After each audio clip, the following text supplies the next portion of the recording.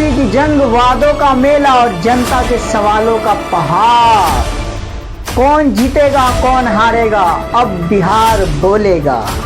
सच कौन है, छल कौन है। दुआ सलाम, आप देख रहे द न्यूज़ नेटवर्क। मैं आपका भाई मोहम्मद कौसर। आज हम बात करेंगे उस सियासत की जो रैलियां में जोश दिखाती है लेकिन जनता के घरों में सन्नाटा छोड़ जाती है।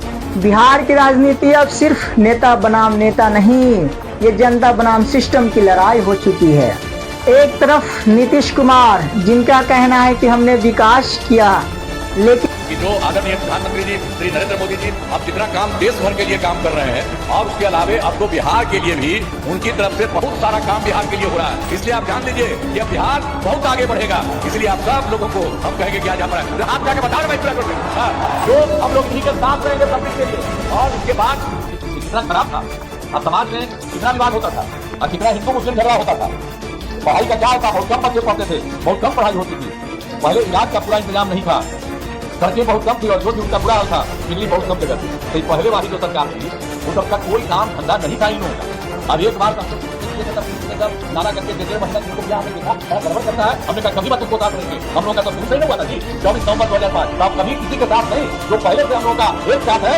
अब अच्छा आपका लाइट चल रहा है, अब आप मुझे एक बात बताइए, जब इतनी लाइट है, हर एक के हाथ में लाइट है, तो लालटेन चाहिए क्या?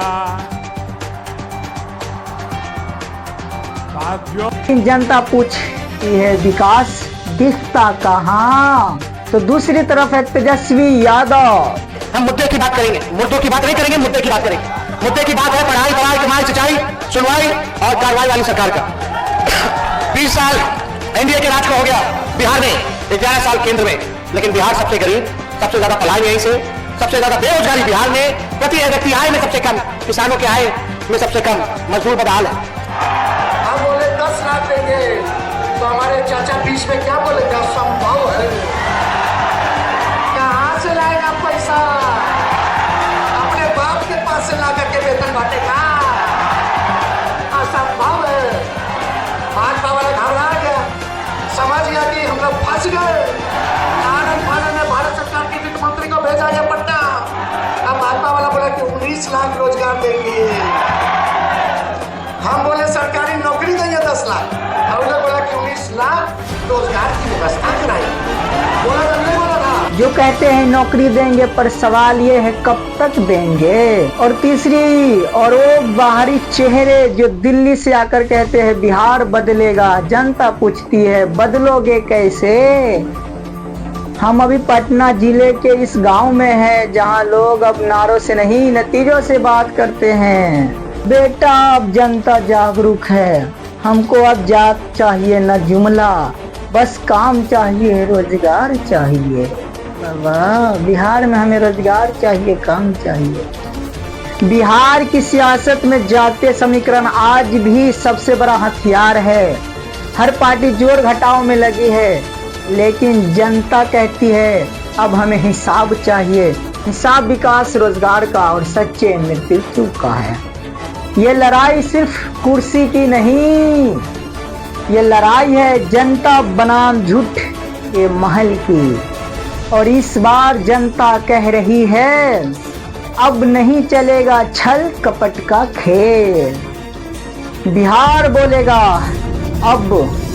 अब की बार कौन सच्चा और कौन झूठा। कुर्सी की लड़ाई तो हर बार होती है, पर इस बार जनता का गुस्सा भी मैदान में उतर चुका है। यह सिर्फ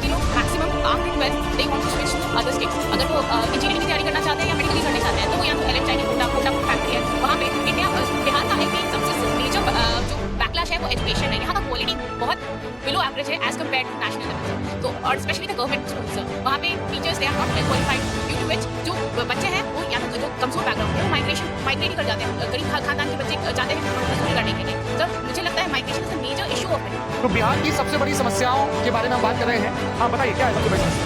जी सर ऐसी समस्याएं तो बहुत है। एक शुरू करिए, सर सबसे पहले तो एक समस्या बताइए। रोड कंकड़बाग सबसे बड़ा इलाका माना जाता है एशिया का। बारिश होते ही कब गंगा नदी में बदल जाता है किसी को पता नहीं चलता। नीतीश कुमार तो बड़े दावे करते हैं। 400 करोड़ का घपला हुआ है सर कंकड़बाग के इलाके में कि नाला बनाया गया है, रोड बनाया जाता है, नाला बनाया जाता है, रोड बनने के बाद नाला बनाया जाता है, पूरा रोड तोड़ के अभी मेट्रो के कारण रोड हटा दिया गया है, तो लोग आपस में झड़ के एक दूसरे को मारपीट एक्सीडेंट करके निकल जाते हैं।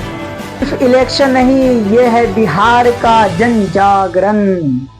और आप देख रहे हैं बिहार जन जागरण इलेक्शन स्पेशल, जहां सियासत की हर चाल का खुलासा सिर्फ हमारे साथ यानी कि द न्यूज नेटवर्क के साथ। तो हजरात आपको मैंने ये सब रखा एक एंकर की तरह नहीं, बल्कि एक यूट्यूबर की तरह। यानी यूट्यूबर बाद में, पहले मैं एक बिहार का नागरिक हूँ, तो सबसे पहले मैं एक नागरिक के तौर पर अपना बात रखा हूँ। तो अगर इसमें कोई गलती नजर आया हो तो हमें कमेंट बॉक्स में जरूर बताएं और हमें सपोर्ट जरूर करें। सपोर्ट करने के लिए आपको करना कुछ नहीं, चैनल को कर लेना है सब्सक्राइब, वीडियो को करना है लाइक, ज्यादा से ज्यादा करना है शेयर। मिलते हैं अगले वीडियो में, जब तक के लिए अल्लाह हाफिज। दुआओं में याद रखना इस भाई को।